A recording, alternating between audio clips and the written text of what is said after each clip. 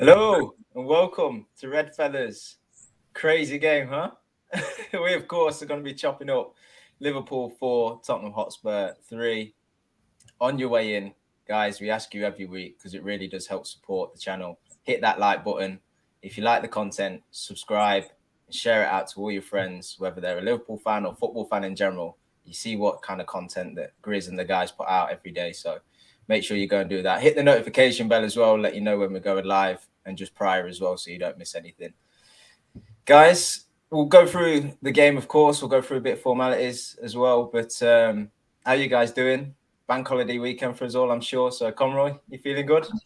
Yeah, no, feeling good after that. I know we'll discuss the game. Bit of a mixed emotions, to be honest. At the end, very happy, but we'll break it down. But yeah, no, it's much better when you get the Monday off as well, which is absolutely outstanding. It allows us to fully have a therapy session and then have a long lie the next day. So very much looking forward to that. But yeah, doing good. Thanks, Cav. It's crazy, isn't it? Because we do these Redfellas show, and all this season it's been either therapy or just enjoying what game we've just witnessed. I don't know with this one, genuinely. Some people are really happy about what they've seen. Some people are really angry. But Steve, just in general, how you doing, and what were your thoughts overall on the game? In general, mate, yeah, all good, thanks. No complaints. In terms of the game, that's the 33 games or the previous 32 games we've played this season. We've seen sort of a snapshot of that in 90 minutes from really good for the first 20 to completely blasé, taking your mind off it, forgetting to do the things that you should do, to almost capitulating and collapsing and losing it, or getting to a point where it would feel like a loss. And we'll break this down, talk more, to the euphoria of Diogo Jota. It's draining. That game took everything out of everybody today. It's a roller coaster of emotions. Quite simply, draining, mate, is the only way I can look at that game. And that's quite often the case with Liverpool, though, isn't it? You get given the highs, Champions League nights, power of Anfield, and all of this, and then you get games and performances that are just so questionable, and you can't quite wrap your head around. It felt like today's game just had all of that, as you said, and I felt like at times during the game I'm ecstatic, then I'm really disappointed while still being ahead, and then ultimately just elation at the end. But we'll chop it all up. Guys, There's a lot to chop. There's a lot to chop off as well. yeah, there's a lot of talking points. We've got goals, we've got goal line clearances, we've got yellow cards, we've got potential red cards, we've got return of star players. Yeah, we've got it all, and we'll go through it. But just before we do, of course, if you join us every Sunday night for Redfellas, you know that our channel sponsors is your FUT card. Go to these guys if you want to get your sort of banners and your FUT card customized. Of course, you can put your own image on there, do your own abilities and attributes. There's loads and loads of different templates that you can use, as you can see. If you go scroll down, you've got Europa League ones, flashback, treble. If you know FIFA, FIFA Ultimate Team, you'll recognize all this stuff. But it's really genuine, great content quality. Sorry, banners as well. So head over to these guys if you need anything like that. You suggested it, Conroy. A good one might be that Jota one. If you see his celebration he did today after scoring the winner, where he does his holding the controller, because obviously he's an avid FIFA player. You might just want to go with something like that. Of course, some might say this is his second career, and that's actually his primary career. You never know, because he's pretty good. He's good at both, to be fair. So fair play to him. Yeah, I think he come out the other week and said that he doesn't even stress about playing football anymore. He stresses more about playing FIFA, which is crazy, absolutely crazy. But yeah, head over to your FUT, guys. If you have any questions, of course, click this bit at the bottom. It says chat with us, and just put in whatever you need to get out of them. There's some ready-made sort of questions in there, but if you can't find anything that sort of suits what you need, just write a message. They'll come back to you quite quickly and sort out anything that you might need. Once you get to the checkout, put in Redfellas 15, as you can see. Well, Redfellas, sorry, at the bottom of the banner that you can see. That'll give you 15% off your overall order. So make sure you head over to there and check that out, guys. Conroy, we'll start at the beginning. As you say, there's a lot to get through. Lineup, just a few changes in there from the previous outing. Talk to me. What was your thoughts when you seen this come out before the game? Do you know, okay with it, to be honest, mate. I think the back four, Khanage coming back, replacing Matip. Matip obviously scored the winner against West Ham. Played pretty well, or decent enough. But I think you always knew that Khanage was going to come back in if fully fit to start. Jones, I think, keep his place. He's played quite well, and we'll talk about his goal today. And the only one, obviously, Henderson put to the bench, and Elliott came in. When I did see that, I thought to myself, Jones and Elliott in that midfield. But to be honest, for this season, what we've had, there's been a lot of poor performances in midfield in general. So I was being as optimistic as I could today. I didn't look at that and think, do you know what, it's going to be a disaster, because ultimately Spurs have been on the ropes and have started the past two games very poorly. Even with the comeback against United, started that game poor and obviously got absolutely battered by Newcastle. Pretty happy with that. The only one was obviously Diaz came in. I think Jota started in the bench because if I missed that, guys, was it a fitness issue or was it a slight knock? I know he'd started in the bench, so obviously Diaz coming first start since he's returned. I was looking forward to seeing that, to be honest. So yeah, I was quite happy. I think, to be perfectly honest, I'm not usually arrogant when it comes to oppositions at all. I think you've got to give them respect. I know Klopp gave Spurs respect in the pre-match, saying they're the best, or one of the best counter-attacking teams in the world. But for me, the Spurs team was very beatable. Even based on confidence or just personnel. You've seen other teams exploit that recently. So I was quite happy with that starting lineup that we could get the result today. Yeah, no, I agree. I think the Elliott for Henderson one made sense. Henderson had played a number of games back to back and had a little bit of criticism over the past couple, at least, for his performances. Matip, as you say, scored the winner last time out and played really well. But Khanage, I think Klopp had come out to say that it wasn't actually an injury. It was just he was due a bit of a break in the last game. So it made sense for him to come back in, especially when you think about the threat of Son, who I know hasn't had a great season by his own standards, but he always seems to turn up against Liverpool. Pace, running in behind, you'd back Khanage to sort of deal with that threat a bit better than perhaps Matip. But the most notable one, Steve, for me, which I'm sure all Liverpool fans were so excited to see, was Diaz. He comes in for Jota, who I think in the last game got a knock in the back. He continued to play, but seemed to affect his performance. I think Klopp confirmed that as well in the press conference. But Diaz, were you happy? You must have been to see this guy back in the lineup, right? Oh, absolutely. He came in last season and made a real impact right from the get-go, really. They couldn't believe how quickly he'd settled in and how quickly he understood what we were trying to do. Really bad injury, obviously 6 months out. Severe knee injury that didn't sort of rehabilitate properly and then back out again. So really good to have him back in. I kind of think that should be a starting berth for him going forward. I think that's the position for him to play in until such time as Mo Salah does his next thing at another club or finishes his career at Liverpool. And then it's probably Diaz on the right, and then we'd probably go with Nunez maybe down the left. Who knows what the future holds? But Diaz is a welcome return. Obviously scores his great goal today. It just sits with the balance of the team a little bit better. I know we talk about Nunez is tremendous off that left side and scored loads of goals for his previous club off that left side. Still a bit sort of, every time you watch him, it's the unknown. You don't know what he's going to do. I don't think he knows what he's going to do. There's maybe a little bit more balance in regards to this one. So, yeah, really good to have him back. This is sort of restarted Liverpool career now, really, isn't it? Following the injury, he's a really exciting player to watch. He has you on the edge of your seat. He's mega offensive. As soon as he gets the ball, faces up his man and wants to beat him. Just an absolutely superb player and really good to have him back in the side. Yeah, totally. I mean, you've seen from his substitute appearances coming on in the last couple of games that he's still got that sharpness and that, wanting to go at people and make things happen. He's a willing runner and is a good defender as well, works hard for the team. So I wasn't particularly worried about him coming back in. I know some fans perhaps had a bit of a fear that maybe it would be too soon, but you have to trust the medical department and Klopp. If they put him in this lineup, then he's surely got to be ready. And we'll talk about his performance along with the other guys. But I thought he was justified in his selection. Shows as a 4-3-3, but of course, as we know, Trent moves into that midfield position. Seemed to be something we continued with again in this game. I think after, is this the, correct me if I'm going at the fifth game that we've tried this system out now? think Fifth, I Arsenal think. was fifth.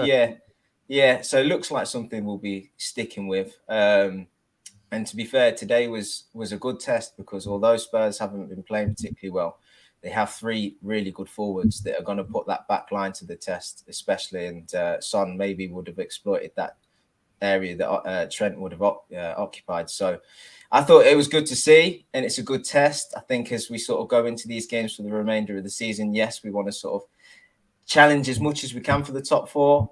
At the very least, get Europe, maybe Europa League in fifth spot. But we want to learn about this team. We want to learn about this system. And you can only do that by playing the games and playing good opposition. So it was good to see that we tried this out again. So yeah, that's the lineup. Let's get straight into the game. Got loads to talk about. And usually we say, how do you feel we started the game? But when you score a goal inside 2 minutes, you start the game perfectly, right, Conroy? That goal it came about, it was scored and assisted by probably two of the people that are spoken about the most with regards to this new style. Trent obviously picking out Curtis at the back stick. How did you feel when that goal went in? And talk to me about how it come about. No, I thought it was obviously a quick start.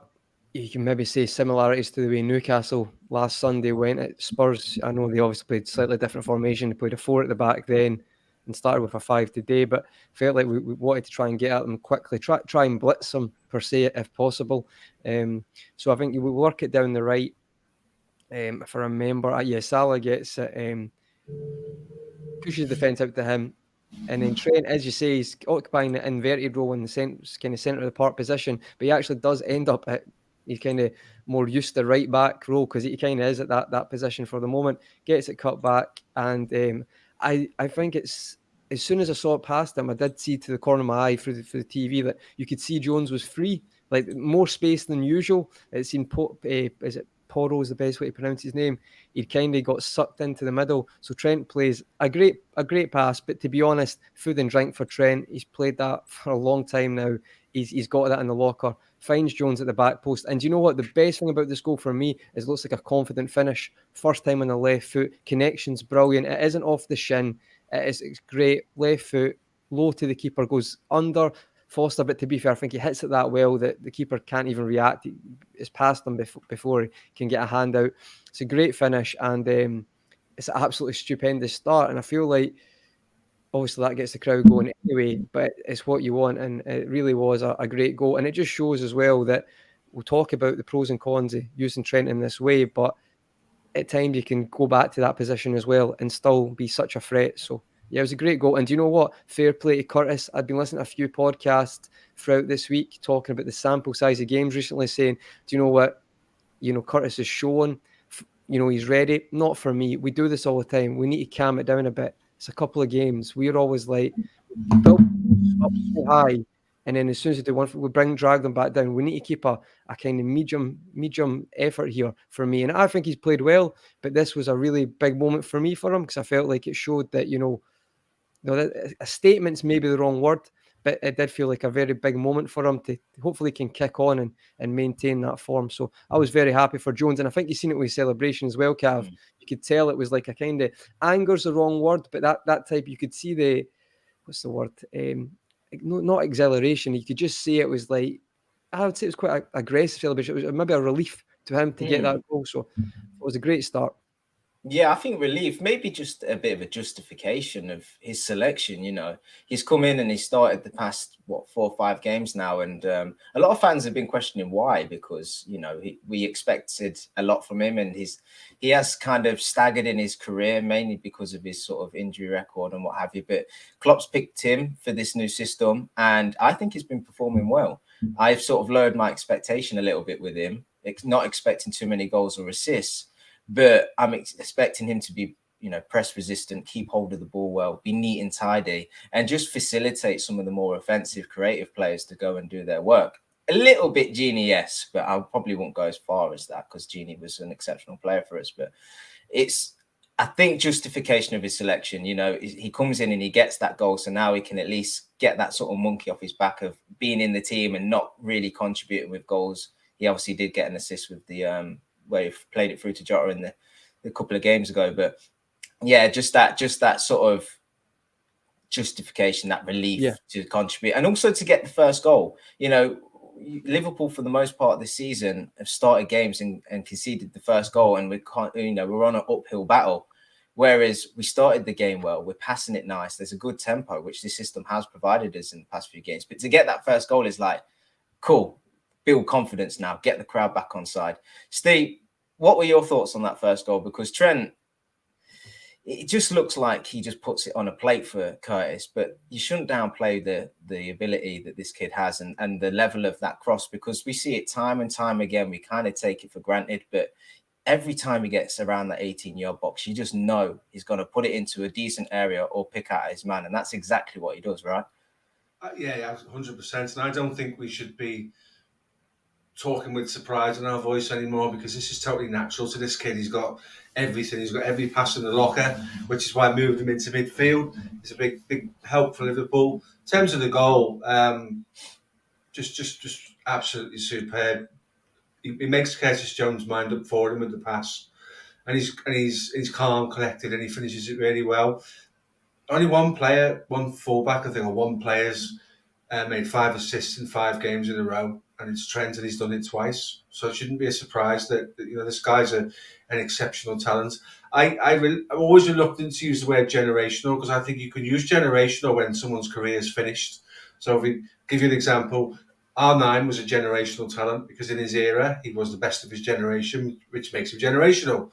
I think it's too early to call current players generational for me, but he's absolutely superb, and his assists, good to see him back in. He'll probably be closing in on Robbo's record now, won't he? Because he must be getting closer now.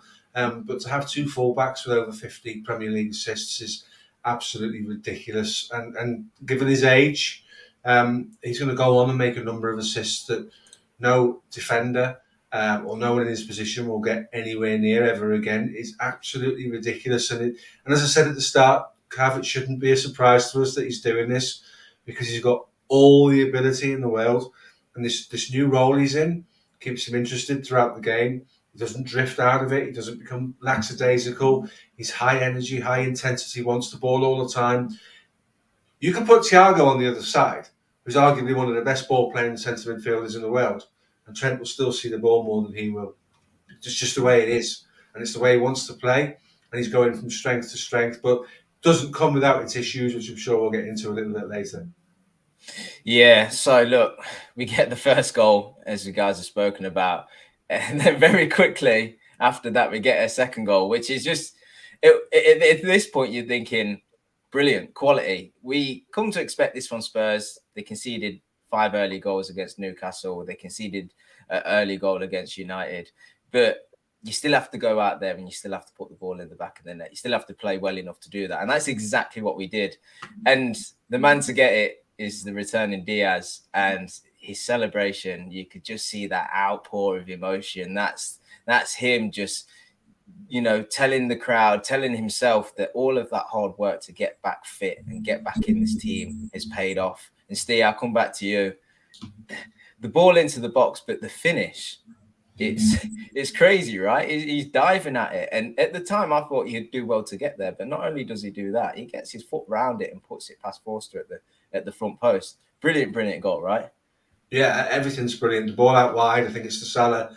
Gakpo makes an absolutely superb run. You can't not talk about the intelligence of Gakpo for this goal. The run's amazing. Gets to the byline, pulls the ball back. There's still a lot of work for Diaz to do, as you quite rightly referenced there. Does it really well. Gives Forster no chance. We're going to see a lot more of this, because Gakpo's got the intelligence to get into positions where he can pull the ball back. What do we always say about our chief rivals, notably Manchester City, is that they are the best exponents of getting to the byline and pulling the ball back into the box, which is nigh on impossible to deal with if you're a defender, because it's travelling in the opposite direction to where you're going. You're going back towards your goal, and the ball's gone past you, and someone's come onto it and they've scored. So you get your rewards if you can create options and angles and get those balls in. That goal is all about the IQ of Cody Gakpo, the run, the pull back, and then when the ball's there for Diaz, no one's going to beat him to the ball. He sees his moment.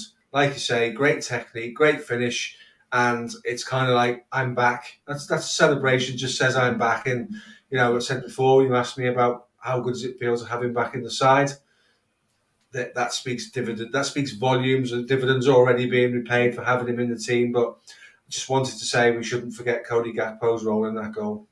Yeah, absolutely. Go on, Conroy. Go on. Can I just add to this? I think 100% agree with Steve. I think this guy is just, he obviously came in at a time where we weren't in great form. We've still been up and down, but he just seems to be getting better and better. And I completely understand why we signed him now. And it does seem going to calm down, but it does seem that they've acted on this price because it was such a great price for what they could see the potential of a player. And for me, I compare him to other new signings we've had, Diaz, Nunes.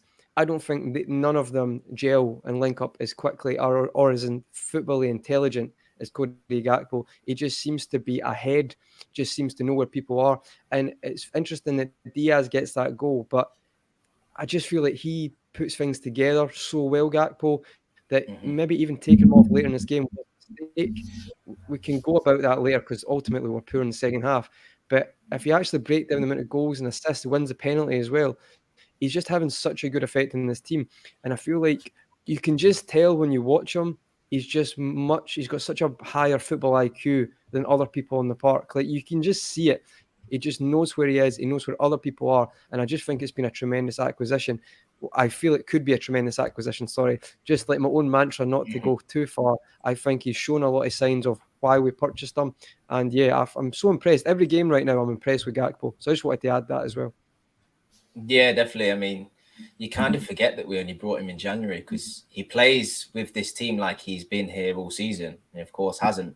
You do expect that sort of technical ability and that intelligence on the pitch from Dutch players, but he definitely has got that. And the thing I like about Gakpo is his link up and these patterns of play that he seems to be getting with Salah now. That ball that Salah plays into him, where he's running in and behind sort of the defender and the fullback to the byline. We've seen that a few times now. The best example of it is when he dinks it over De Gea in the United win, but it's still that, slide rule pass that Salah plays into him. And it's always good to see similar types of passes because that goes to show you that these players are starting to recognize each other's games. And the more they can do that, the more fluid we will become and the better attacks we'll create and more attacks we'll create, obviously. So, yeah, Gakpo's involvement in that game, in that goal was brilliant. So, 2-0 up, he wasn't happy enough. You must be, you're in dreamland when the man we just spoke about, the dancing feet, gets taken down in the box and we win our penalty. Conroy, we obviously go on to score, but there was a few seconds, certainly from what we could see on the TV, of deliberating who was going to take it. Was there any doubt in your mind that the man that had previously missed the 2 penalties that we'd had in this league was going to step up and took it away? Yes, absolutely, because he's missed the penalties. Let's not act like it's all fine. Honestly, it's like you mentioned Fabinho's got a quality record. I think if James Milner's on that park and we're not 2-0 up, but we're already 2-0 up, so it's not a pressure pen, is it, to a certain extent? You can maybe argue it is, but I feel like in that situation, Salah's taking it. There's probably been discussion. I think it is because you can be 2-0 ahead against Spurs, but I think if there's a few teams in this league where even 2-0 up is still a risky scoreline, especially with so much of the game to go as well. And we've seen it from Spurs with their comeback against United only in the previous game. I think it is a lot of pressure on the penalty. Come on, last minute, Bournemouth to level, skies it, Arsenal to level, hits it wide. They are like, you need to get back in the game. You're already feeling confident. You're playing well. You've played a good pass as well. For the second goal. I feel like he was taking it there. But I think there is question for it. I don't think we should be like just completely gloss over that. I feel like he's missed 2 pressure penalty kicks, but ultimately stepped up this one, done a tactical penalty because he knows there's not many keepers are going to stand down the middle. And he also hits the high, which is quite clever as well. Yeah, so I was not sure if it was because you said Fabinho was on the park. He's got a pretty good record as well. Trent, we've talked about his technique from the spot, but fair enough. He stands up in third time lucky for him. But yeah, for me, I wasn't sure, to be honest. And it will be interesting. He'll probably stay on them now, but if he misses one more, it will be interesting because that would be free this season. But ultimately, it's good for his confidence. He scores it, and It's a very, very good penalty. I would say as well, Romero's challenge, like, I don't know what it is with Romero. Like, when he first came in, he was quite calm at Spurs. And obviously, I'm a big Messi fan, so I watched every Argentina game in the World Cup. Now, the way Argentina do defend, it is that be aggressive. Don't be stupid like that, but be aggressive, let them know you're there. Not on the edge of the penalty box.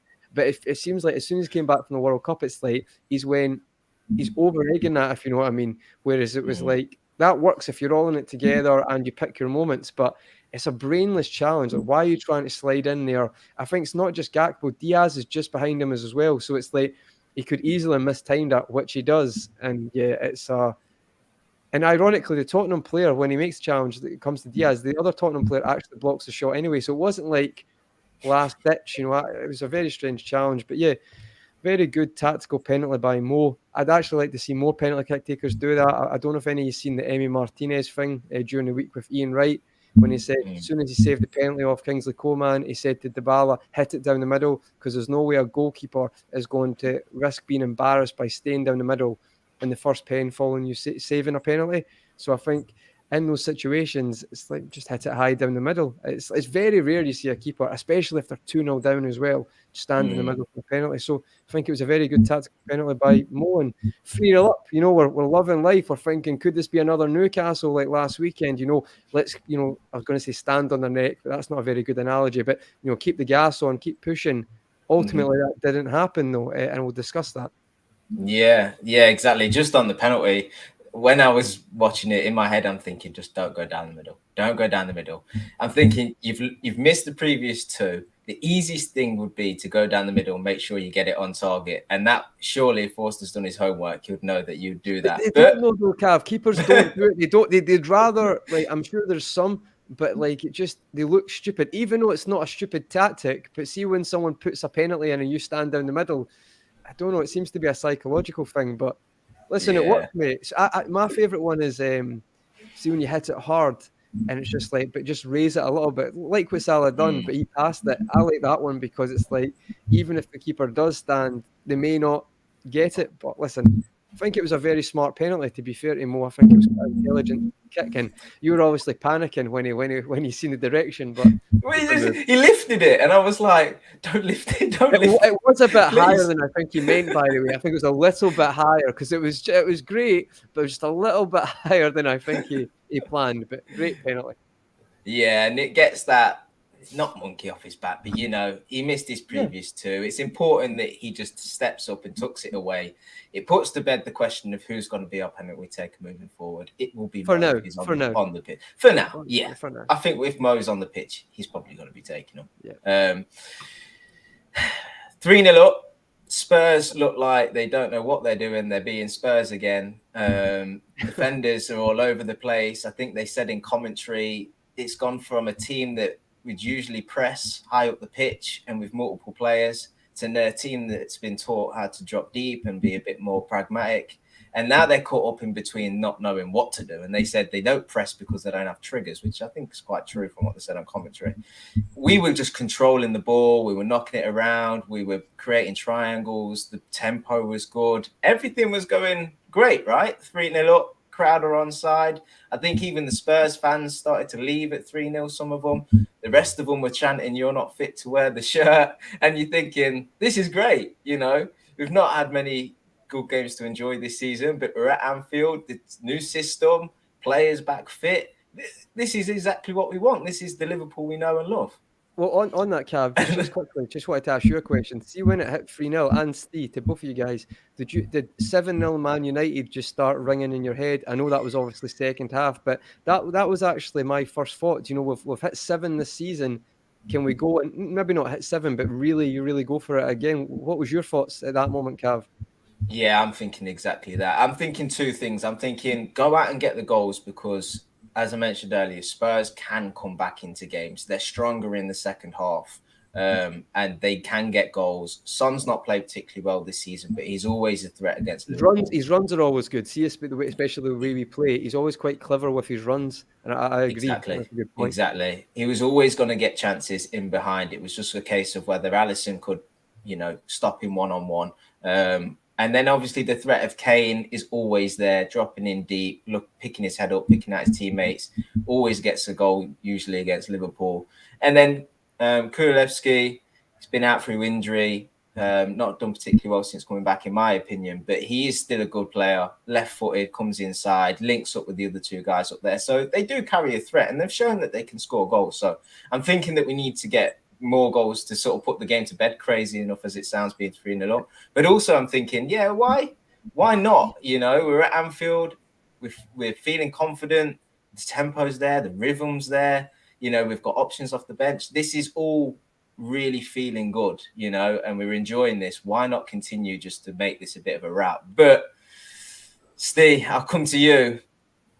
3-0 up, 20 minutes gone. It changed slightly, didn't it? What changed for you? Mentality. There was a stage where they put about 8 or 9 passes together to get out. We had them under pressure, and the Liverpool fans were playfully giving them the olays when they were making those passes. And then there was the point where it all changed for me was they played the ball out to the box. The guy who picked the ball up was so slow. Salah comes out 20 yards and nicks the ball off him. Just like comes from nowhere and takes the ball off him. That seemed to be a catalyst for them to go, we don't need to try. We've got this. This is so easy. We don't need to try. And I remember reading Alan Hansen's autobiography some time ago, and he said, in the tunnel before the 88 Cup final against Wimbledon, he'd recognised the mentality of the players, and he never for one moment thought they would win that FA Cup final. When you change your mentality away from do all the things you're supposed to do well, get all your jobs done, get yourself 3-0 in front, keep your foot on the gas, and you stop doing that and you allow the other team back into it, it's really hard to reset your mindset and get back to what you were doing. I couldn't wait for half-time for different reasons than what's gone on previously in the season, because I thought Klopp and Leinders would get hold of them and say, what are you doing? This isn't the plan. This isn't what we said we would do. This isn't what we're about. We didn't speak about getting to 3-0 and then going, this is absolutely like a piece of piss, so we won't worry about it. We'll just take it easy because it's only Spurs and they're rubbish, and all we've got to do is be here to win. As Conroy and you both said before, you know, Spurs don't come to you without their dangers. You know, Heung-min Son is never going to give up. Harry Kane is never going to give up. Players of that class just don't do that. So I think we were the victims of our own decisions. I wouldn't say Spurs played their way back into the game. I think we gave them a route back into the game with the way that we were. And it was tough. And as I say, I was longing for half time so we could get them in, have a chat with them and do a bit of a reset and come out again and get back to the things that in the first 20 minutes they didn't know how to deal with us. If we got in 4, if we got 4, then it's done, isn't it? But when you're 3-0 up, if you get 1, you're thinking, hang on a minute, next goal's vital. 4-1, the game's dead. 3-2, we've got loads to play for. I thought there was an issue in terms of the mentality towards the game from 3-0, and with the fans giving it the olays, with the Spurs putting some passes together and Mo Salah nicking the ball off the defensive centre midfielder. That was the catalyst in the Liverpool team to go and relax, and you can't do that. Yeah, exactly. We've come out and have put in really disappointing performances. We've come out and put in great performances. We alluded to the 7-0 routing against United. Take any opportunity to mention that. But rarely this season have we been 3-0 up so early on in games and tried to manage it. And I don't feel like we managed it well. The tempo kind of dropped off. It was a little bit like, let's keep the ball for a minute and just take the, not the sting out of the game, but take the enthusiasm out of Spurs, maybe, you know. Because Spurs could have been thinking to themselves, look, it's a terrible start yet again, but let's build into the game. If you try to keep the ball, then their mentality shifts to, oh my God, we've got to get on it to try and make things happen. But it didn't quite work out. I thought some of the passing was terrible. Conroy, I hate to pick out your boy, but I thought Robbo was probably one of the worst, to be honest. Yeah, and I think so. I think, and see, the thing is, see the comments. I agree. I thought it was very poor today. I think what I would say is maybe let's not jump on the position wise, because I think he is getting used to that. I actually think, to be perfectly honest, a lot of the mistakes came from like individual errors on the ball, if you know what I mean. Not necessarily like you could talk about out of position for the goals. It's probably more on the other side. But even like the Son chance, it comes from him just not moving the ball on, just being complacent. And I think also the one just before that as well, he gives it away. So I absolutely agree with that. I think, to be honest, I'm going to give it a bit more time to see in general this system, because there's obviously playing him in a kind of left centre back hybrid role as well. You're going to see how that works. So as well as Trent doing what he's doing, you're basically putting him in a back three at times as well. So his decision making's got to link in with that. So I absolutely agree. I thought he was poor today. I feel like only because a few of the subs that came on had a poor performance. He probably wasn't the poorest player in the park, but he's definitely up there. And it was weird because it was like self-inflicted a lot of the time. So, see if you're getting absolutely done by a winger and stuff like that, you're just having a terrible game. But it was like, it was just strange. Like we concede that goal, and within minutes he's trying. I think, is it Kulusevski, press him, and he gives the ball away, miscues it. It was strange moments that he didn't necessarily have to put himself under. It was individual errors, which was the strangest part about today. Because usually, if you're having a bad game like that, you would just keep it simple, and he didn't, to be honest. Yeah, and we start the game brilliantly. We play well, and we've come up with this new system that seemingly is really good for us and getting the best out of a lot of our players. But you can't cater for just them individual errors, just them lapses of concentration, and quite simply just your touch being terrible and the pass being terrible and being lapsy-daisical on the ball. I think Robbo was probably one of the worst for it in that first half, but he wasn't the only one. There was others out there on the pitch, and it just seems crazy because how often have we spoke this season now they're not motivated, or they're not really on form, or then whatever it is. But this was a perfect situation whereby everything should have just been natural to them. They should be confident on the ball, and they should be able to make simple passes. It's a bit crazy how this has happened 3-0 up. But look, maybe it falls back to Steve's point as well, that in general after that Mo, when he wins the ball back, just complacency filtered through especially the back line. But maybe that was the case, which is absolutely not acceptable, though, to be honest, because there was more than enough warnings. This is what annoys me. It's not as if Spurs were like unbelievably clinical. I know you're going to speak about the goal now, Kall, so sorry to jump in, but just even the Son chance where Van Dijk clears it off the line, like that should have been the warning that Steve was like, listen, we're in a game here. Let's buckle up. Let's play. Keep it simple. Don't try anything stupid. But we didn't, ultimately. Yeah, exactly. And we will talk about that goal. But just before we do, John reminds us here, the challenge that Skip put on Diaz. What were your guys' thoughts on that? Because he seemingly was, Diaz, brilliant footwork to get away from a couple of men. And the ball sort of goes out of play. And at the time, I just thought he's just been caught or whatever. But when you watch it played back and slowed down, and we always know slowed down always sort of makes things look a bit worse. But if you look at the positioning of Skip's foot on Diaz's above the ankle, it's quite bad, right? Do you guys think that maybe that should have been looked at as a potential red? I'm torn between two on this one, because it's not malicious tackle. He actually, you can see he's trying to get the ball and he just shifts it too quickly for him. If he gets a red card, I'm okay with it. If he gets a yellow card, I'm also okay with that. It's not a dangerous tackle. It's a badly timed tackle. And where the ball was, if he makes contact with the ball, Diaz has moved since he shifted the ball. So the contact comes with a moving leg, if you like. So it comes a little bit higher up the boot. It's hard to say. It's hard to say whether it's a stonewall red card. If Harry Kane's isn't against Robbo in the 2-2 draw in December... That is a red card, though, Steve. That is a red card. No one's saying that isn't a red card. It wasn't given. But that's you doing what about it? It's if you think the challenge is a red card. Like, we all know the Robbo one was. I'm not saying that. I'm saying you see them given and you see them not given. And in this case, both of those challenges are not given.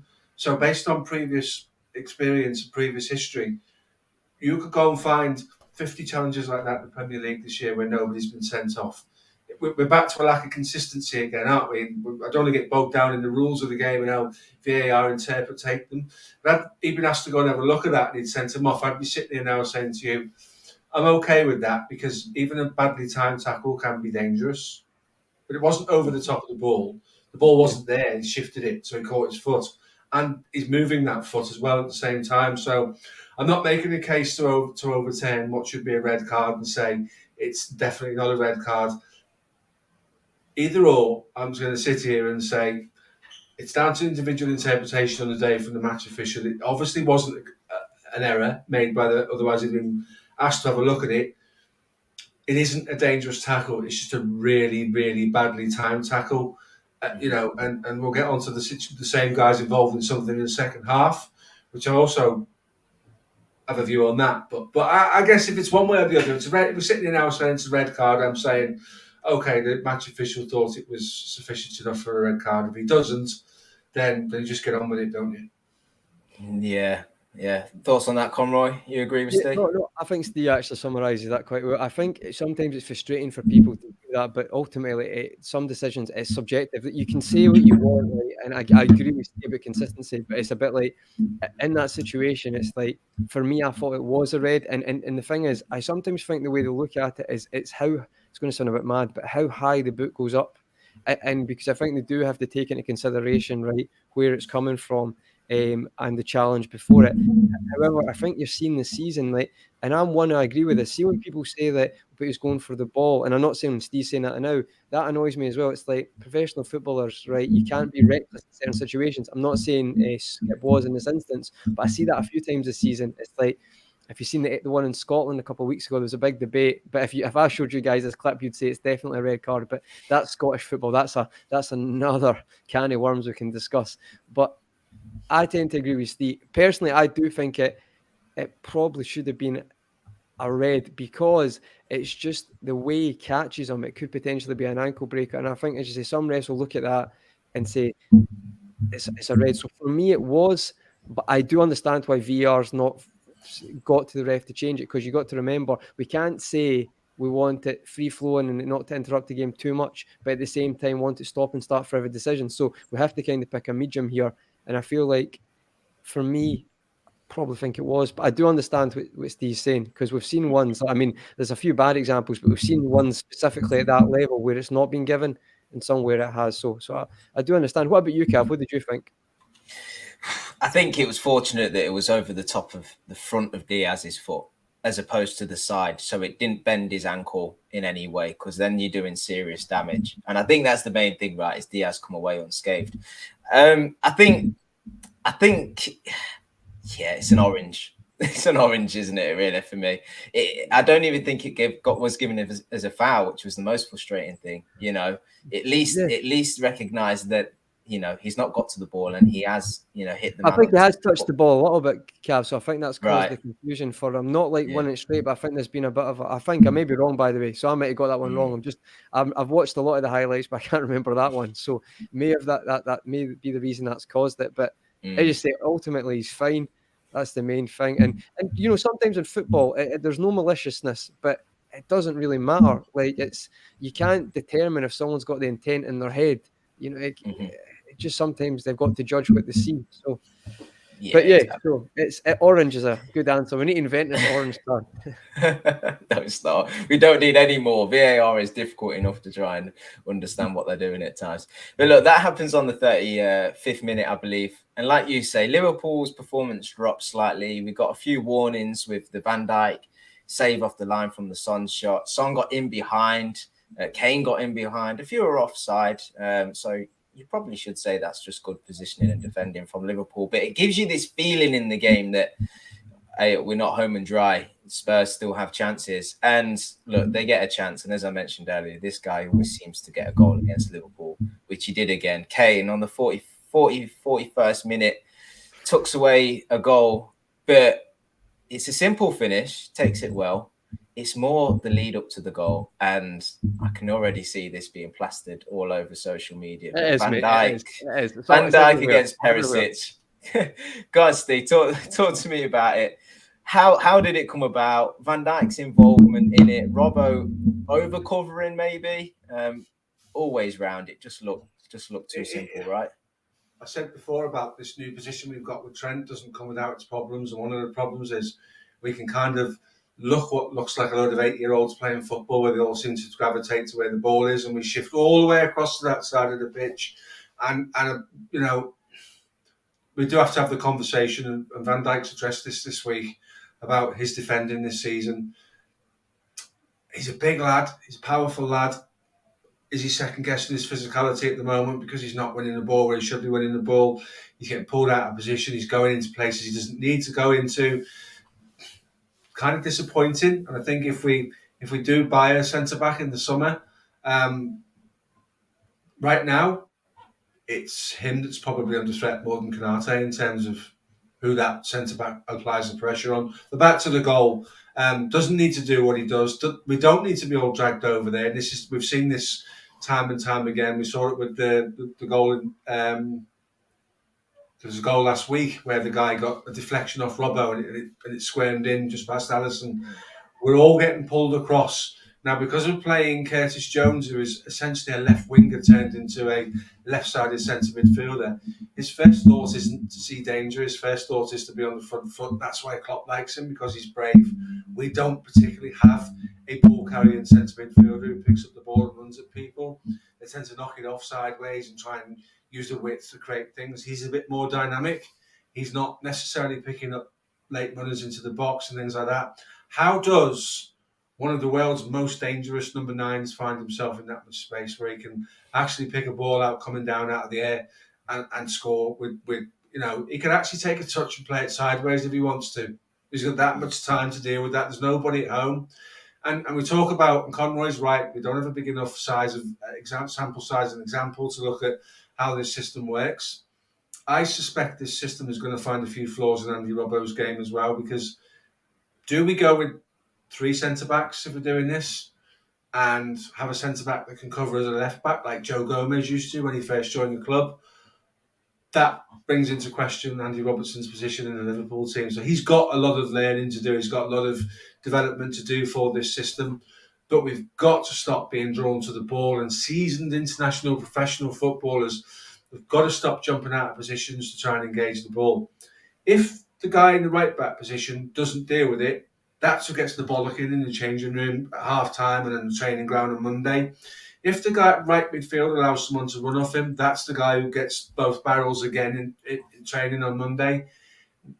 People have got to stop engaging. Why is your left-sided centre-back engaging the left wing-back of the other team? It's crazy. It's crazy what we're doing at the moment. There's some bizarre decisions being made. And that might come because we were unsettled and they were getting back into the game. There were a few warnings prior to that. I don't really know what's going on defensively at the moment. There's too many people in such a small proximity to pick out somebody to blame. It is yet again another really poor team goal in terms of people doing their own specific jobs. If the right back, the right-sided centre midfielder, and the right winger in Mo Salah, who's asked to work backwards as well, and the 6, which is Fabinho, do their job, it should never get to the centre of the box where one of the world's deadliest number 9s can get the deck chair out and have a sit down before he finishes it. It's really, really poor. It's really disappointing. And what it does is it makes an already difficult situation where we've gone off the boil. It starts adding doubt into the player's mind. And we've seen that all season. We don't deal with adversity very well this year at all. They score and we go from bad to even. We get worse from the moment that goal goes in. Mm-hmm. Yeah, I totally agree. And if you look at from that moment onwards to the end of the first half, we actually presented a few more chances and there was a bit more sloppiness. So that just adds to, back to the point you were making is when we concede, it's not as if we dust ourselves off and the guys sort of, shout at each other and it's like, no, let's just keep the ball now. It's right before half time. Let's just see it through. We've still got a couple of goal lead. Let's just do it, even though we sort of take that same lead into the half time. But it seems to be like there's a little bit of panic stations. And that for Liverpool has been such a problem all season, as you say. Aaron brings up a point, Conroy, here. Is this maybe a way we need to go to sort of rectify this, do you think? Maybe just make Trent, instead of an inverted right back, just make him a midfielder and bring in a traditional right back, so to speak. I think the thing is, we've discussed this before. I think the thing about being a midfielder, it's just obviously it's slightly different because you may have someone right up instead of having that space down wide. And I know he's right now he's doing that hybrid role, so he can kind of pick and choose, and he's doing it. He's showing a lot of promising movement, especially in the attacking phase. And do you know what? I think it's a fair point by Aaron. I don't know if per se we do that, but it may be something we have to try. But I guess we'll have to see with the system. I think today, first on Aaron's point, I feel like you could look at that. You could look at, playing a 3 at the back. We're probably never going to do that. Playing a 4-4-2, something like that. But I think the fact you're seeing signs here, I will say this, Aaron, I used to think it wouldn't happen. I'm more seeing it could potentially happen now just with the way it's going, because I feel, and I have to see more of this football, but I feel like it wasn't a coincidence that Spurs scored from that side and they kept, they went down both sides to be fair, but they identified there's more space there because ultimately you've got a player in transition who's not there. And it's not a coincidence that, from what you said, Steve's absolutely spot on with Van Dijk, but that whole catalogue of mistakes comes from Trent, this hybrid system we're trying. So if this is a poor form Spurs team finding success, and they have got great attackers, don't get me wrong, but let's be honest, they've not lit the world up this year. Kane still had a pretty good season and he's deadly in front of goal.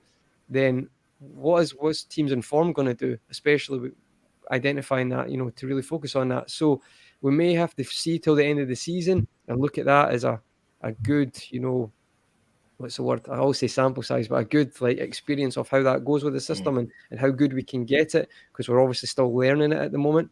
And then we can look at that. But I think it's a fair point. The one thing I would say though is, guys, did you not feel at times that when we're in the ball, I know this is going to sound really counterproductive, but at times I feel like attackers need to understand that there's certain areas you can't lose the ball there in transition. Like, especially if you're deploying Trent like that. I think we'll talk about that. It goes straight into attack because he's not there. And I feel like, and maybe we're not even touching that, but at times there has to be more common sense as well, that we're equivalent to have 3 at the back now. So we can't lose the ball in stupid areas. But that's a whole different point. I think ultimately, I'm considering it now, Aaron. I know Steve might disagree with that. I'm not saying it will happen, but I feel like it might be considerations in the future. That's what I would say. I'll tell you what, I shook my head. Is because we do that to put an extra body into midfield. So if we go and play by a conventional right back, or Calvin Ramsey gets to a point where he can play, because we seem to have forgotten about him, but he is a talent. Then we lose that extra body, and all we're doing is replacing another centre midfielder with Trent. So what we're basically saying is we don't necessarily want that. We'll just put Trent into midfield and play. It's about introducing an extra body into midfield. It's about making sure you have a front 6 and you have variation and options. And if you go to the midweek game and look at the movement and the interpassing that was going on, you don't see Liverpool sides. We haven't seen Liverpool sides doing that for a long time. One of the things I will say is this new system really doesn't help Jordan Henderson, because he can't move the ball quick enough to keep up with what's going on around him. We don't need centre midfielders that need 4 or 5 touches. We need centre midfielders that come onto a moving ball and shift it. So the higher IQ centre midfielder, rather than the physical one, and the one with the defensive and organisational attributes becomes paramount. I've been saying since this system started, for this to work, our recruitment in the summer, we have to recruit the right players to play in this system, because I think Thiago can do it, but we can't rely on Thiago because of injuries. I'm not sure it suits Fabinho either, because he's another one that doesn't particularly move the ball with any degree of urgency. So if we're going to be pushing that extra body into midfield to get a front 6, so we can start creating angles or start creating options, and it's no surprise we can go back and reference the Diaz goal where Gakpo makes the run. You can do that because you've got extra bodies, because you've forced one of your defenders into midfield and you're outnumbering the opposition. If you just put Trent in there as a midfield and go and put Ramsey at right back, then you haven't changed your system. All you've done is change Trent's position, and you don't get the benefit of having that extra body in there. So, as we say, we get to half time, still 3-1 up. It's strange, we've got a 2-goal lead, but it almost feels, certainly from my point of view, an air of sort of disappointment, which is crazy. We've played half of that half really well, and half not so well, but we're taking in a 2-goal lead, so we should probably be positive. But it's kind of a little bit of anxiety in as fans, probably thinking that if you thought along the same way that I was. We come out second half. I think they said in commentary, and I tended to agree, the sort of next sort of 15, 20 minutes was a bit like Spurs wanted to get back into the game, of course, but were a bit risk adverse and didn't want to get hit for maybe 5 or 6. And for Liverpool, it was a little bit like, yes, we're ahead in the game. Yes, we'd like to get more goals, but we also don't want to give away this lead. So the game kind of petered a little, I thought. And both Liverpool were on the ball a bit more, but sort of just knocking it around. Tempo was okay, but didn't create a whole lot. And then, unless I've missed something, guys, we get to sort of the 60th minute, I believe, where we made our first set of substitutions. Jota and Elliott and Diaz come off, which is understandable. Both Diaz obviously coming off a long-term injury, and Elliott just back into the side after a few games off. And we brought on Henderson and Jota, which was, I thought at the time, probably the right thing to do. You know, just to regain a little bit more control into the game. You get that a bit with Henderson, I think. Certainly for the final half an hour, he can use that energy that he does have. And Jota, who's been in good goal scoring form recently, and is a good worker for the team defensively, will work hard and retain the ball and track back. So I thought they were good substitutions at the time. Not sure if you guys thought any different, but it made sense, right? That's what all Klopp could do at the time. Yeah, no, I think they were good subs at the time. I can't remember if it was just before that or just after that. I think it may be before, when Son hits the post and then Romero hits the post shortly after. I may have got that. It was either just before or just after. But ultimately, the changes tried to change something to kickstart us in the second half, because whatever was said at half time didn't really have that effect. You know, I mean, there is control, and then there's just, you know, plateauing out and not really causing any, not really laying a glove in Spurs second half. No shots on target until the goal, I think. So for me, it's a bit like, I think you're right with anxiety, Cav, because I feel like this team aren't really sure in their ability if they can control a game at the moment, because they've been so up and down this season that sometimes they don't know if they should stick or twist. So I think the subs, you know, fair enough, it was actually a good sub at the time. Yeah, ultimately worked out as well, as we'll discuss later. Yeah, exactly. No, you're right. Actually, I forgot to mention that when they hit the post, I think Son was offside, but as we know now in the Premier League, linesmen keep their flag down until the play sort of stopped. But it still goes to show you, you know, he's a two-footed player, and he's scored no end of them sort of curled shots that go into the top corner. And if, as you say, we were 2 goals up, but certainly not home and hosed. They can get him back into it at any point. Which, if we want to go there, they did, and it was that man, and he was played through. And as I mentioned earlier, I kind of expected this kind of situation to happen, whereby our press wouldn't quite be on it. We won't be close enough to the men, and they'd be able to play a few simple passes and ultimately then make a through ball to Son or to good pass Kane. as well. It is a good pass for a centre back, Romero. It's a good pass. It is, and it's almost right through the centre of the park and goes through almost the whole of our team, to be honest. Oh, poor defending, don't get me wrong. I'm just saying, you know, for a centre back, I've absolutely lambasted him earlier, and he's having a poor run. So I'll just say it was a good pass from his point of view, but terrible defending. You can't have a centre back breaking 2 lines with 1 ball, which is what he did.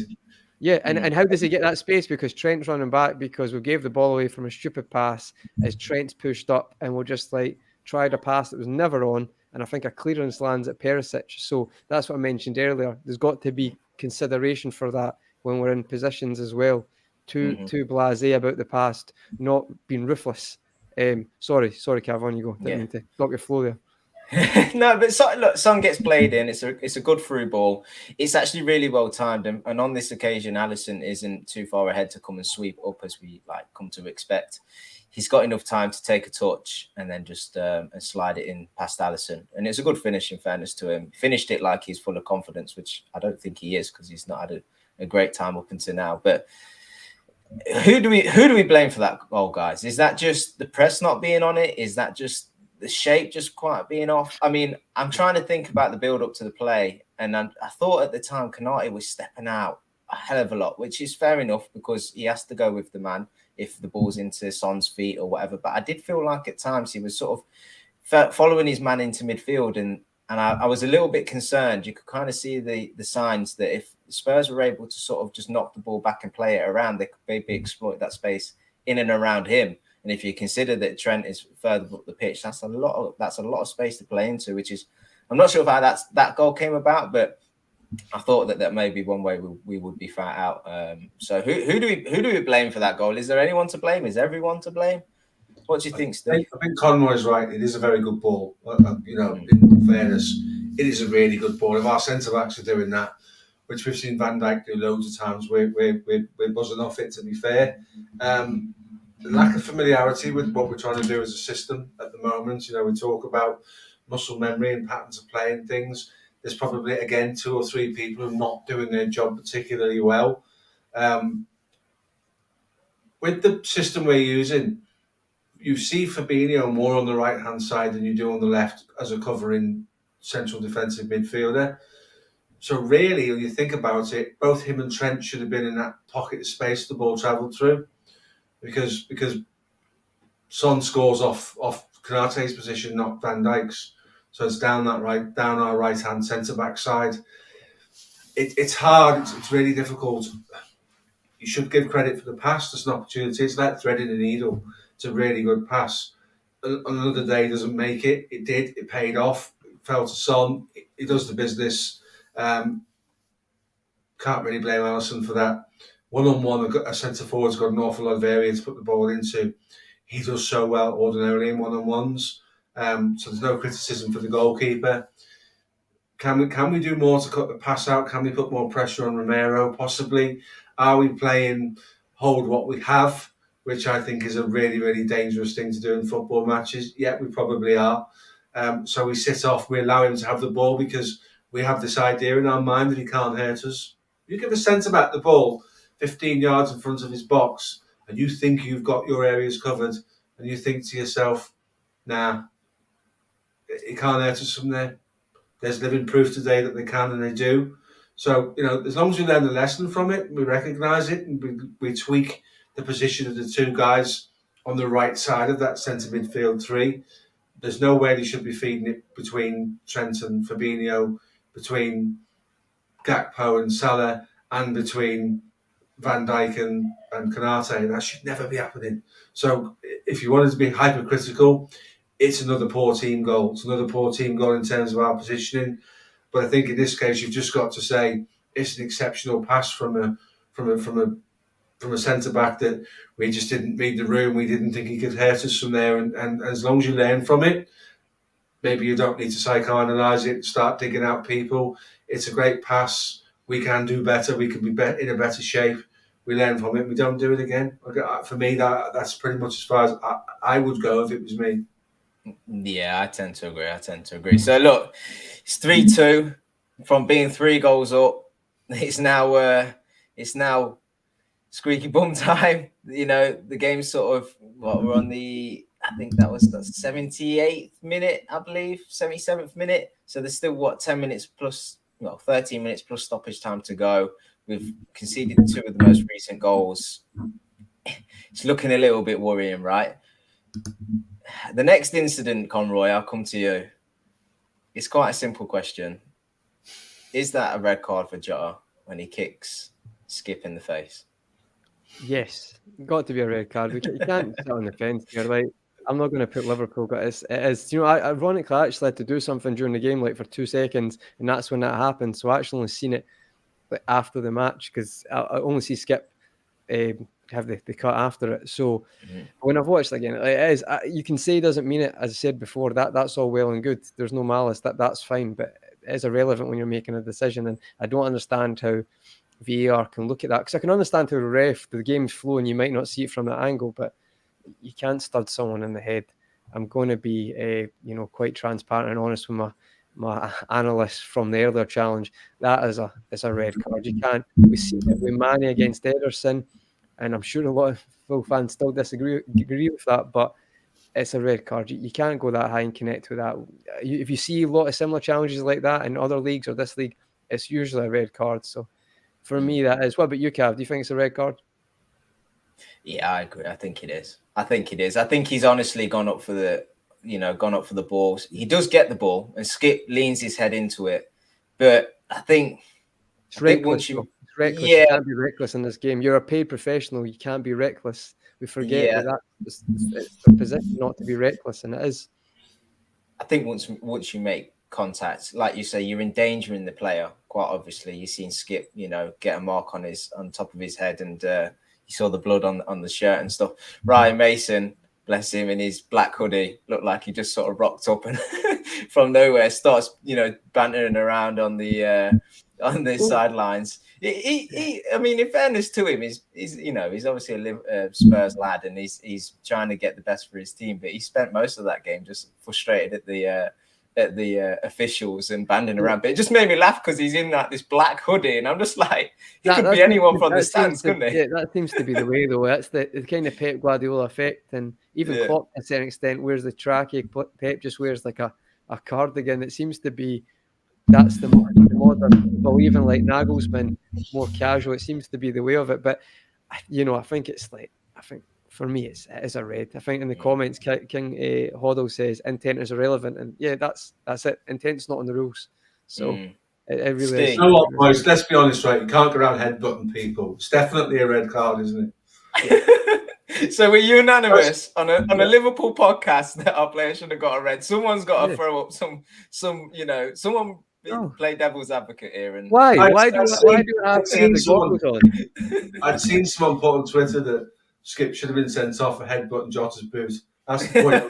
Good. I like that. I don't think we can have any arguments if he walks there. He does stoop down a little bit. The idea that he's got his foot 5.5 foot in the air is what Mason said. I actually have taken an instant dislike to Mason for what you've just said, Conroy, and what you've just said, Cav. All he did was berate officials for the whole game and look like an angry man on the touchline. That's not how you get given a job, by the way, by being a knobhead on the touchline. You have to do what you have to do in terms of tactics and what have you. And yet our manager got booked for fronting the fourth official when we got a goal. I don't like Ryan. I instant dislike for Ryan Mason. Be classy. You don't need to be like that, And it's a bit sour grapes in the press conference. You can't claim to be the best team by a country mile when you're 3-0 down in 18 minutes. Let's not be daft about these things. So, but on the point of that, Jota's a very, very lucky boy. Very lucky boy not to walk for that. Yeah, he is. And look, he stays on the pitch. Did the ref even it out?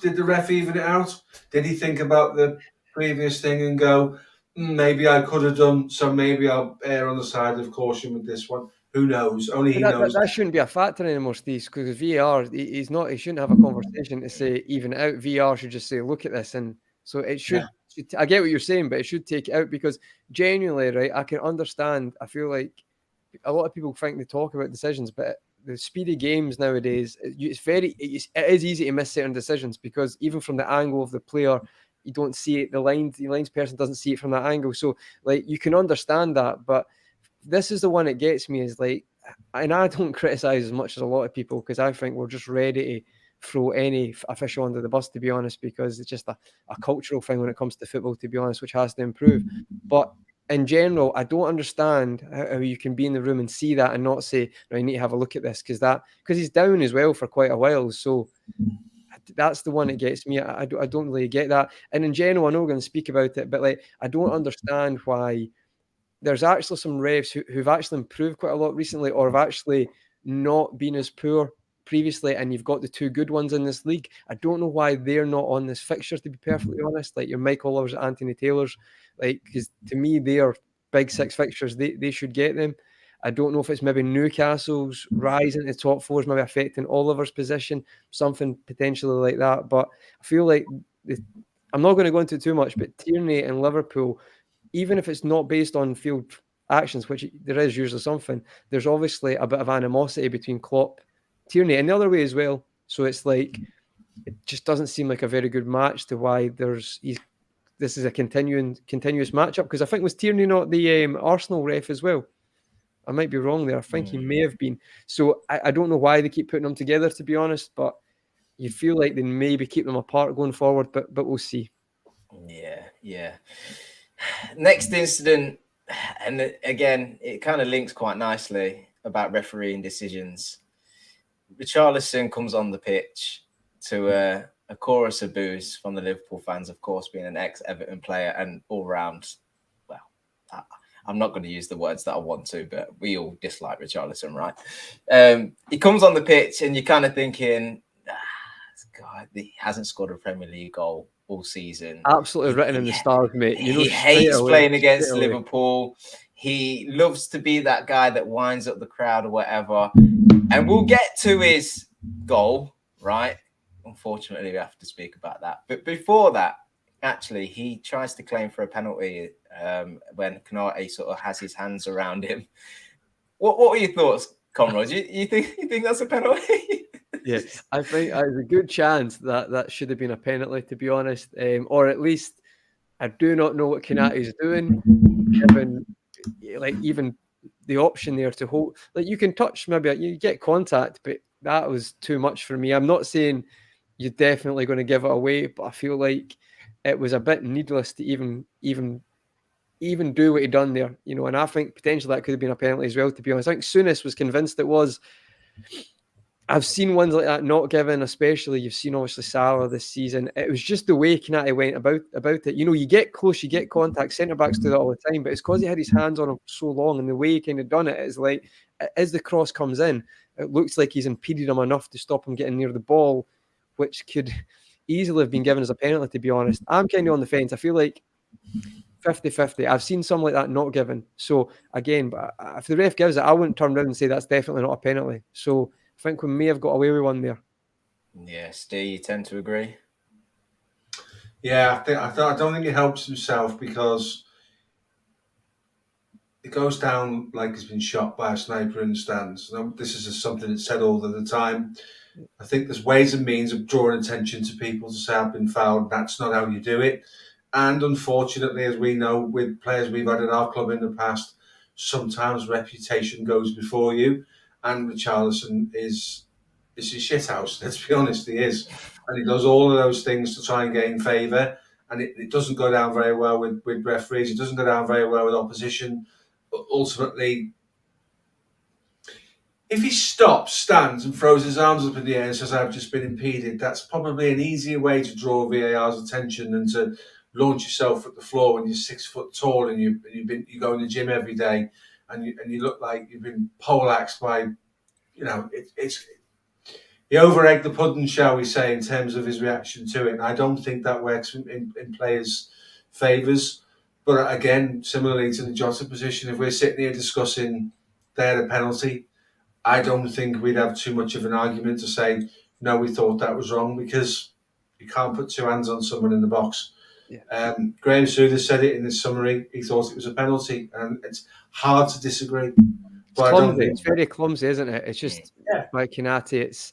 It's kind of knowing, you know, we talk about experience. It's knowing who you're against. Now, don't get me wrong. Like in general, football nowadays, it's like we need to stop thinking that players are going to stay up. They're not, because they ultimately know if they go down, they're going to get it, or they need at least, you know, emphasize it. But Richarlison's so far to that extreme, as Steve said, it's literally like an annoyance to a lot of referees and opposition, to be honest, that it's like, it's funny how Steve said that that's probably went against them, and I tend to agree. But I feel like knowing your strikers, and you know Richarlison would literally emphasise or go down for any challenge, and it's a bit like he's just came on Khanage. It's like don't take a chance with him. There may be certain strikers you do that with who'd want to tussle back and get into it. He's not one of them there. So I think it's a learning curve, but I do think he got away with that one.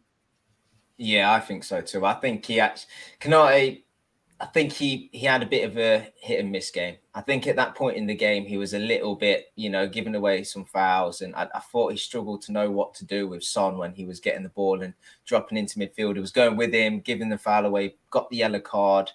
I think he kind of not lost control. And I won't go as far as sort of, you know, started to bottle it or anything like that. I just felt like he was sort of feeling the pressure of the game a little bit, knowing that we were 3-0 up, 2 goals conceded, and we didn't want to, you know, obviously let Spurs have the equaliser. But that is what happened.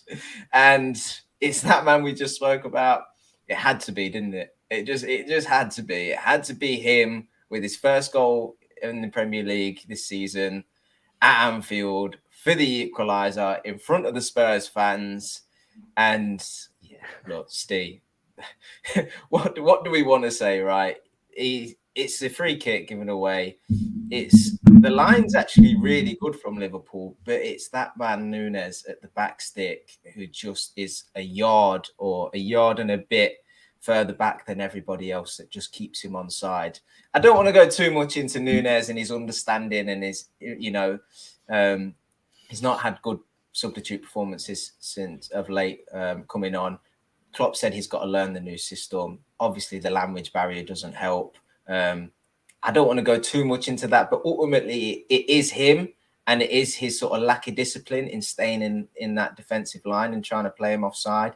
He does go back with the man, but he can't get there. He doesn't get the touch. Richarlison does, heads it into the ground, loops Alisson. What are you thinking at this point, Steve?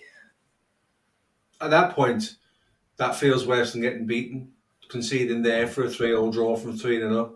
That actually feels worse than when you lose a game. Sit there with your head in your hands, not quite believing what's going on. It's an awful header, to be honest with you. It's just so fortuitous. It's so bad. Yeah, it is. It's a terrible header. It's easy to see why the man hasn't scored any goals all season. Nunes doesn't necessarily play him on side with his run. He doesn't do enough. I always think in those situations you put your defenders on the attackers rather than your attackers on an attacker, if that makes sense. Goes back to the comment I made about Curtis Jones not being first thing he thinks is, what happens if this goes wrong? Where's the danger? Richarlison is a danger. Goals or no goals, he's a danger. So to leave him to be marked by another centre forward doesn't seem to make much sense to me. As Conroy says, you just couldn't write it, and watching him celebrate actually made me feel physically sick. I despise that man with every ounce of my being. I cannot stand Richarlison at all. So what comes to pass gave me ridiculous satisfaction. I just can't stand that bloke, and you just knew it was going to happen. You just knew it was going to happen. I watched it in where I played snooker over the road with a load of mates, and every single one of us to a man said, "You know who's going to score here, don't you? You know who's going to get on the end of this? This has got 3-3 written all over it." Everybody would have said it. Everybody would have called it, and it absolutely happened. And mate, I was absolutely sick as a dog. I felt physically sick because anybody on that Spurs team but him, be thinking when that ball's played into the box. I don't want his one goal to be at Anfield and deny Liverpool 3 points. Sick as a dog, mate. Absolutely hate the man.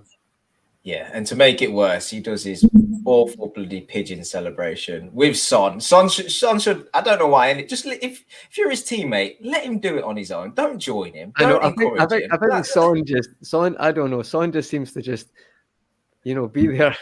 Just say for bye. Yeah, I don't know what it is, because he'll do that and then you see him absolutely heartbroken. I don't know. Son just seems to, he doesn't seem a bad guy at all. He just seems to, go as you say, go with the vibes. But it's like, do you know what the thing that annoyed me about that? And I agree with Steve. Like, the reason I think, right, and this is going to sound a bit weird, but I think, see, if there's opposition players and maybe teams, even like United, you can still appreciate like the class of certain players, because I think like you're old enough now, you're wise enough. It's not about just like saying that for the sake of it. Like Rashford, for example, you can appreciate that even as a rival. The thing that really gets me about Richarlison is he's proven quite a few times that he can be quite a vicious player.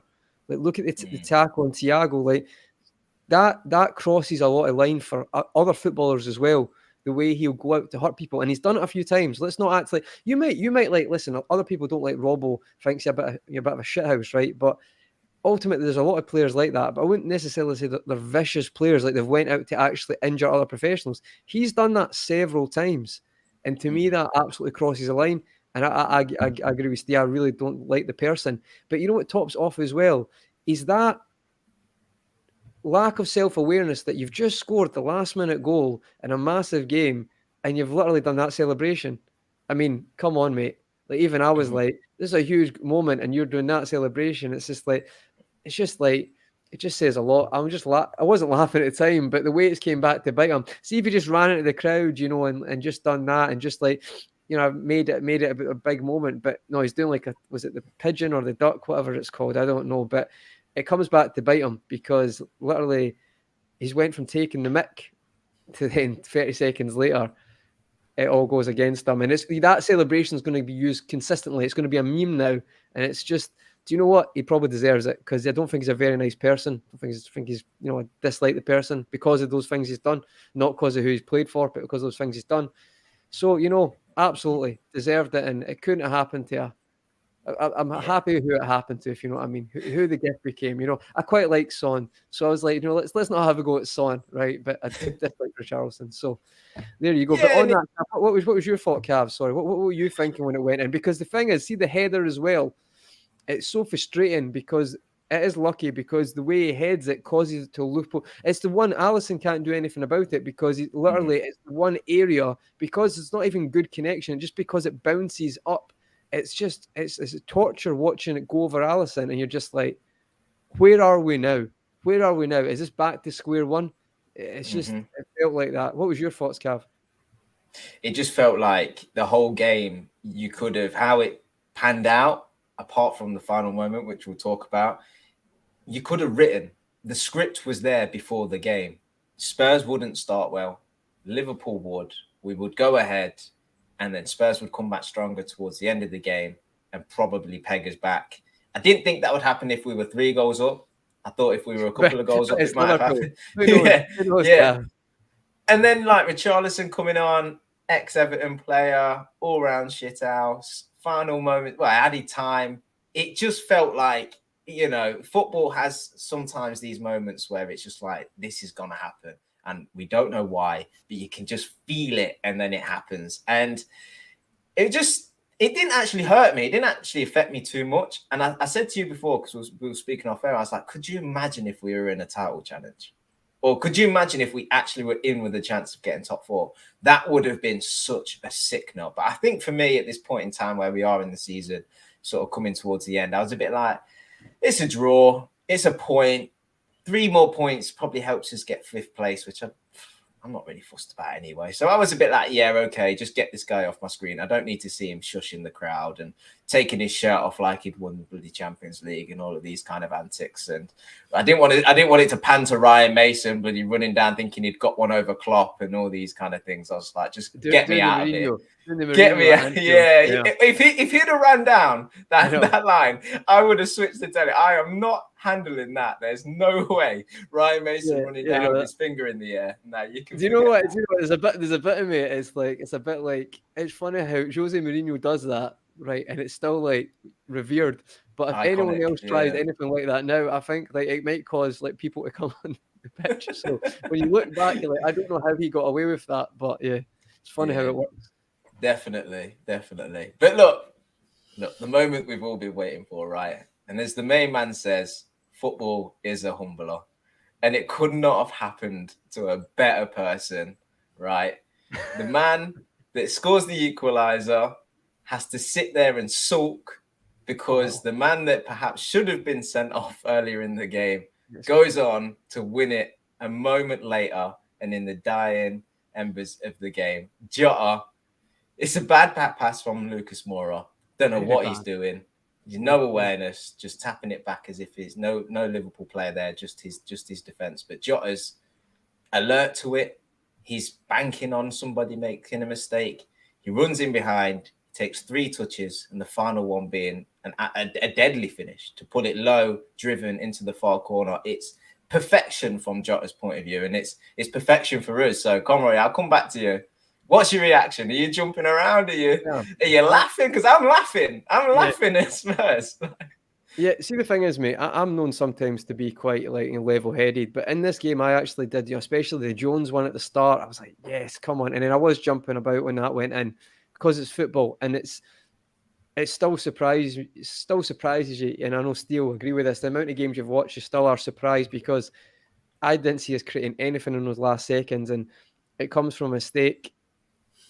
Do you know what? It's such a good finish. I know people say it's not one of them that I should score because it's on his weak foot. I know he's quite good on his left foot, but it's a calculated, strong, low-driven shot in the left corner. It's such a clutch finish by a player that we all know I like very much, and we all do. And I think he's just such a depicts him very well, that goal. But honestly, when it went in, I was like laughing and jumping about, then laughing, then just in the disbelief. I had to rewatch the goal because I'm not quite sure how. Because you know how sometimes that happens. See, when a player gets in a good position, your head kind of goes blank to how you got in that position because you're so focused on what the outcome's going to be. So I was like, what happened there? Did I miss that? Was it a knockdown? Was it, was it like a flick through? But no, it's just Mora, who we spoke about before we came on, like leaving at the end of the season, came with such a big reputation. A lot of people are looking at PSG, but he's been a decent, good maybe player for Spurs. He has been good at times, but he's ending his career there quite badly. And you go sent off at Everton, and now another mistake. He does not do well on Merseyside, but great touch, lays it off well, brilliant finish. And I was jumping about, mate. And to be perfectly honest, it was like I won't say euphoria. It was like I was buzzing we won, but then it was like my head was like, it's a relief. It kind of keeps the good mood going. I felt we're very lucky to get the win because of what happened. But do you know what? It was a bit all over, and it's got to be one of the Barclays classics of the season. It has to be, just on pure controversy, chaos, unpredictability. One of the games of the season. But yeah, that's my thoughts. You were laughing. I mean, it honestly gets to the point now, and I'm not being funny, right? I'm being genuine. I actually do feel sorry for Spurs fans. Like, I honestly do. I don't feel sorry for some of the players. Like, I don't like Richarlison and stuff like that. But it gets to the point where I'm even like, come on, this is a bit far now. So this is like, they fans must take so much. It's like, I mean, the amount of stuff that's happened to them. They've just been battered 6-1. Manager controversy. Conte's came out and says this is what they are, the mentality there. They've came back unexpected, 3-3. Where's this came from? Galvanized the fans, and then they've conceded a minute later, not because of like an unbelievable goal, because you can live with that sometimes, because their own midfielders decided to play a back pass, first time volley from 20 yards, 25 yards out for no reason. It's just like, I'm at the stage where I'm even like, I feel sorry for Spurs fans. But listen, you can't focus on other teams. You need to focus on yourself. Great finish. I was buzzing. Steve, how were you? Were you? What was the snooker club like? Oh, it was wild, mate. Yeah. So we go 3-0 up against Spurs because they're doing Spursy things, aren't they? And we're miles in front, and we could win 6 or 7, and that's everybody's thinking. And then they turn into somebody else, and they get back to 3-0 with a goal in the 94th minute, whatever it was. And then remembered that they were Spurs and did Spursy things again to finish the game. So a mixture of relief, laughter. It was incredulous that we could almost throw that 3-0 lead away. People still reference when Man United went 3-0 up at Anfield and Neil Ruddock scored the equaliser with a header all these years later. That would never be forgotten, that we would have had to live with our rivals saying we bottled a 3-0 lead at home to Spurs, and nobody bottles 3-0 leads at home to Spurs, really, do they? So, amazing finish to a game. Unbelievable. We never looked like we were scoring in the second half. We were poor. When we made the changes, we lost our way, lost our shape a little bit.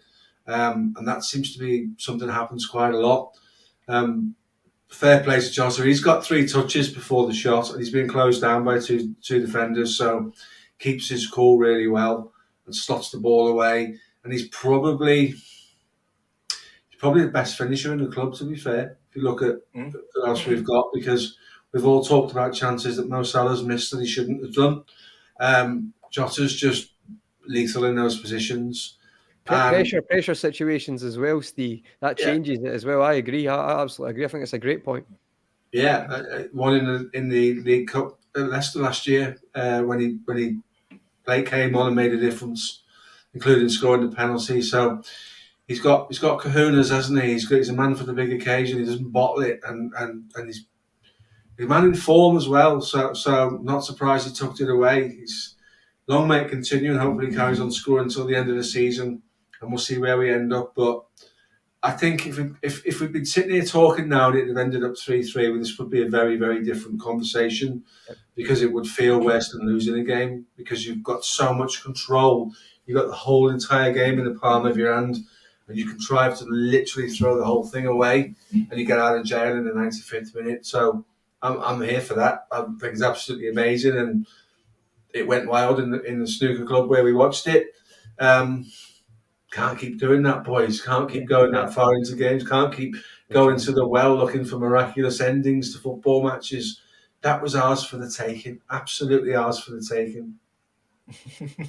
And just to add to the the excitement of the game, why not have Klopp run down this technical area, pull a hamstring, and shout in the fourth official's face? I mean, as a Liverpool fan, you enjoy it, right? It's probably not the right thing to do. Rival fans will hate it, and he'll probably get a fine or something out of that. It's not the right thing to do. It's not the right way to carry yourself. But I tell you what, for the season that we've had, if we can laugh and we can smile and Klopp can just take out some anger on someone, I'd rather it be referees, because none of us can stand him. I thought it was hilarious how he pulled his hamstring. I mean, it's just how ironic, right? That a season plagued with injuries, towards the end of the season, even the manager putting one up. It's just crazy. Absolutely crazy. But we win the game. Klopp goes to the cop, does his 3 punches, and then hits his chest. I think that's 4 wins on the bounce now. Am I right in saying? So, yeah, look, we gave up a lead today. We go on to win it. We did the same. We gave up 2 leads against Forest. We went on to win it. But we're winning games, and we're figuring out the system still. I think for a lot of fans, they are going to be disappointed. They're going to concentrate on the fact that individuals are still making errors and that the system isn't foolproof. It ain't bulletproof. You can still concede. But we're winning games and we've got control in large parts of the games. And that's a very, very far-fetched from where we were at the start of this season. Most of this season, actually. So for me, I'm taking it away as being pretty positive. I'm not too fussed about where we finish now in this season. We're up to the dazzling heights of 5th place. I don't know how excited we can be about that. Probably Europa League football next season's most likely. That's better than no Europe, I guess. But we keep moving forward. Go on, Conroy. You want to say something? No, I was just going to say, I think it's like probably summed up our season, that game, to be honest, the inconsistent or the ups and downs of it. I think there'll probably be more of a rollicking and more of a lessons learned from that game than any other of these games and change the system, because there's a lot to discuss and break down for the coaching staff and Klopp. I think you find it maybe not have been as positive in that changing room, to be honest. It may have been a bit, of a, I think even Trent's comments, which I quite liked, it's not good enough. Like, you can't be 3-0 up and let a team back in like that. It's just not good enough. That's the mentality you want. You want that mentality through the squad. So I think in the change room, it wouldn't have been, like the fans in the snooker club or yourself laughing, Cav. I think it would have been very much of, we need to look at this. How did that happen?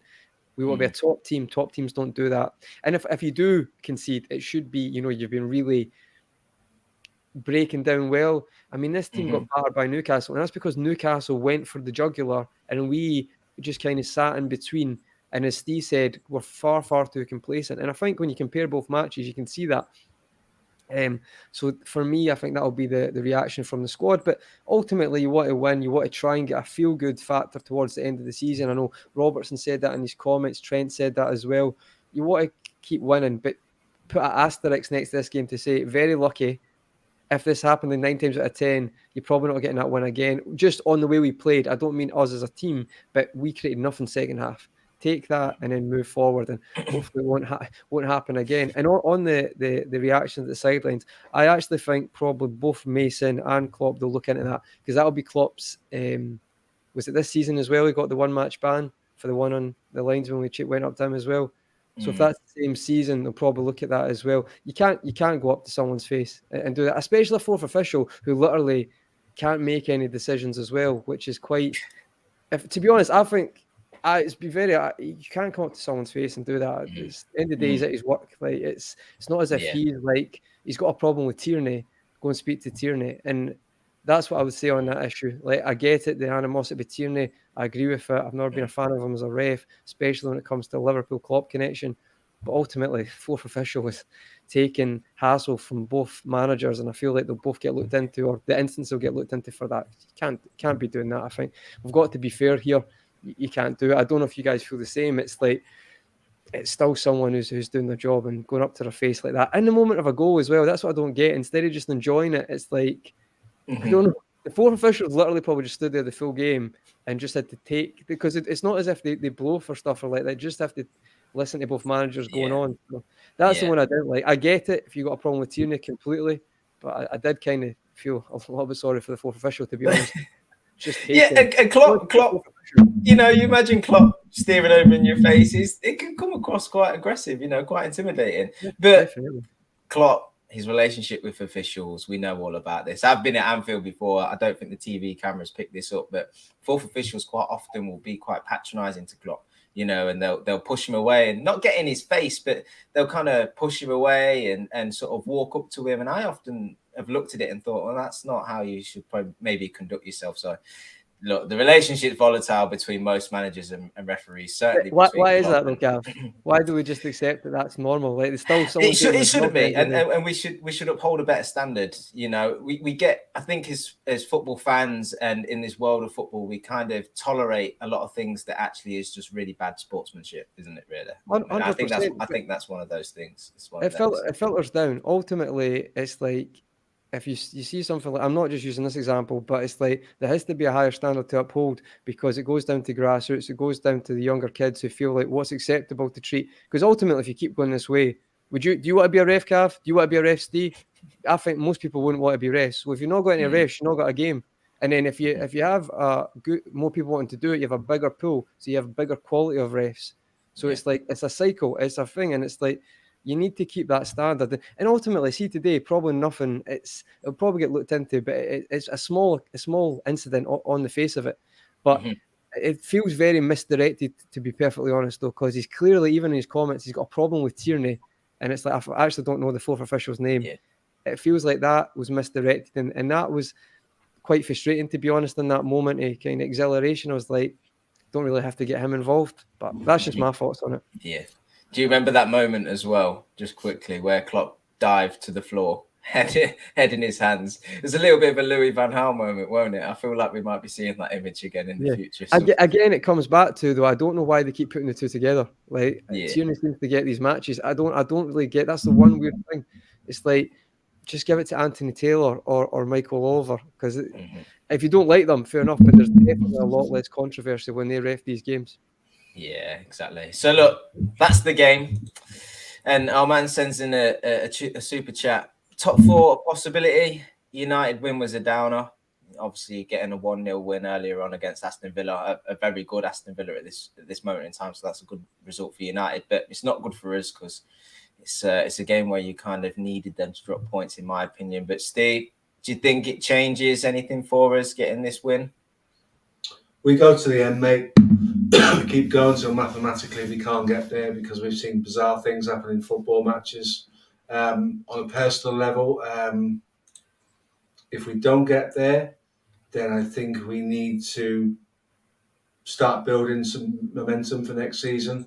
Add a few players to it, finish the season strongly. The worst thing we can do after what's gone on this season is to finish with a whimper. We need to finish strong. We need to. The guys that will be at the club next year need to have good memories at the end of the season, because winning is a habit and losing is a habit. And we've lost more games this season than 4 or 5 seasons added together. So it's a situation for us to turn around and improve on and make the right purchases and bring the right people in to add to that. And to add to the fact that some players have been at the club a long time. When they lose games, you do wonder how much it hurts them, because you don't see the self-pride in terms of the performances that make you wonder, what does it actually mean to everybody all of the time? Bring fresh, hungry, younger players into the squad, add them to the world-class players we've got, sticking with Trent, sticking with Gakpo, sticking with Salah. You know, I could go on with names. They've got something to prove, and that having something to prove will generate a little bit more intensity in the side. I just think this team's seen it all, and it's time for a little bit of a freshen up. And if you add that to a really strong end to the season, then we go into next season psychologically in a good place. Whereas last season, we finished the season psychologically on a low, losing out in the league on the last day, losing out to Real Madrid in the Champions League final. it's about having something when you go back to work for pre-season. Remember when we won 8 games or 9 games in a row and drew 1 out the last 10? Remember that feeling? That's how we start the season for me. So if we don't get top 4, and it's a stretch, it's not in our hands, and realistically, I'd be stunned if we did. I've got this horrible feeling we finish 5th, and we're not that far away from 4th. But if it's like 8 wins and a draw in the last 9 games, well, that over 38 games isn't enough to get you into the top 4. You can't use that 8 or 9 games to be your justification for Champions League football. It needed to be better over a much bigger period, over a much longer period. The whole season, maybe. Yeah. No, I agree with you entirely, Steve. I think you summarised that quite well. Conroy, you agree? And just before we go, any final thoughts on today or future of Liverpool or whatever it is you want before we finish up tonight? No, thanks. Just to say, Cal, I thought you've hosted the show very, very well tonight. Top job, mate, and superb. I just think I think Steve smashed that again. I agree with you, Cav. I think, as you say, sometimes we're very, in the game after game. That's how we feel. But ultimately, if you're in this position at this stage in the season, probably going to take a miracle to get Champions League anyway. Shouldn't really be relying on miracles, as Steve said. You should be in a position. And if you look at the grand scheme of things in overall season, probably don't. I've had that thought a few times. We probably don't deserve to be. We've been very inconsistent. It would take a collapse, or if you look at even the last time we had a situation like this, Alisson's header against West Brom. I said at the time that was a one-off. I feel like that season and a lot of other seasons, we probably don't get that 4th place, but a lot of things happened, which was great. We obviously had a lot of injuries, so it felt amazing. But I absolutely agree with Steve. I think this is where you are. It's the overall season. So it would be fortunate if we got in. However, if we can end strong, as we said, 8 wins, a draw, 8 wins and 1 draw to finish the season, we can at least be positive going into the summer, get the reinforcements, and then kick on. Kind of start that winning or unbeaten run now and maintain it into next season, and then we can keep the good mood around the camp. So I think Steve, articulated that really well. Yeah, exactly. It's about finishing the season as strong as we possibly can, making sure this doesn't just peter out.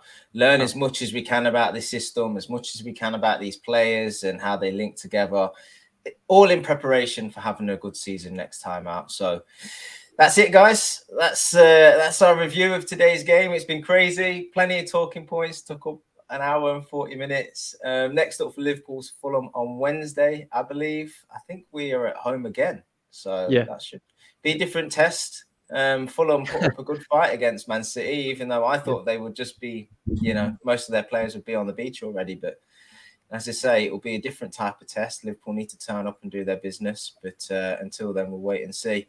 Guys, in the chat, I've seen your comments come through all night. Appreciate you all being here with us.